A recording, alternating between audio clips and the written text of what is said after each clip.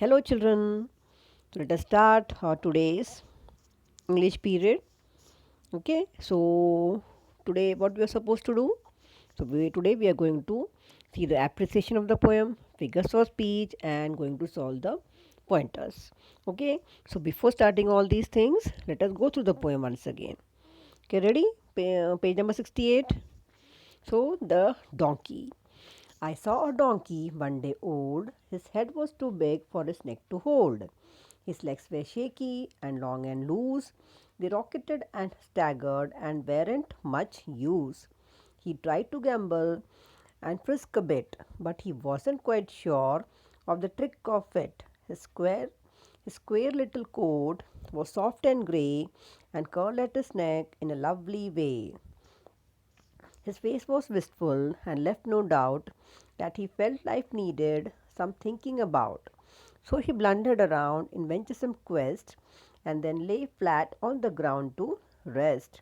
He looked so little and weak and slim. I prayed the world might be good to him. So, children, this is a very beautiful poem. The donkey. I hope you enjoyed the poem and you started learning the poem. Yes, children. So you have to learn the poem. Now let us go through the appreciation and figures of speech. Now, children, 3.5 the donkey anonymous. So we don't know who is the poet or poetess of this poem. That's why it is said anonymous. Now, see, in appreciation, we will see what is given. So, children, in this poem, The Donkey, the poet describes the physique of a newly born donkey. Newly born donkey is called foal. The poet also describes his actions, movements, and experiments. The poet prays that the world would be kind to him. So, this is the central idea of the poem. And next paragraph we will write about the figures of speech. To beautify the poem, the poet has used figures of speech such as alliteration, repetition, and inversion. Okay, only three figures of speech are there. Next is to give rhythm to the poem. The poet has used rhyming words like old hold, loose use, grey way, etc. Okay, children. So this is all about figures of speech. Okay, uh, there is no rhyme scheme here. Okay, now go through the figures of speech. So, first line, I saw a donkey one day old. So, children, any guesses which are the figures of speech here? Two are there. Okay, I saw a donkey one day old.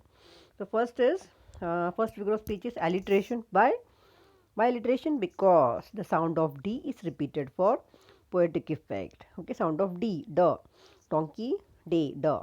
Okay, D sound is repeating. Next is inversion. The word order is changed for poetic effect. The correct word order is I saw a one day old donkey. I saw a one day old donkey. This is the correct order. Okay, understood? Inversion alliteration? Yes. Next line. His head was too big for his neck to hold. Again, any guesses? Which figure of speech? Yes, alliteration. Because sound of H, head, hold, her, H, head, hold, her is repeated for poetic effect. Understood alliteration? Okay, now one more is there. Hmm. His legs were shaky and long and loose. Legs were shaky and long and loose. Again, which figure of speech? Yes, alliteration because sound of long, loose is repeated for poetic effect. Okay, children. Now only these three sentences are given for figure of speech. Okay, and we have gone through the appreciation. Okay, so these both things you will get in PDF and you will write properly in your copy and start learning the appreciation and understand the figure of speech, why we are using this figure of speech, alliteration, inversion. Okay, what is the reason behind this use of this figure of speech? Okay, children. Okay, now we will start with the exercise pointers. Okay.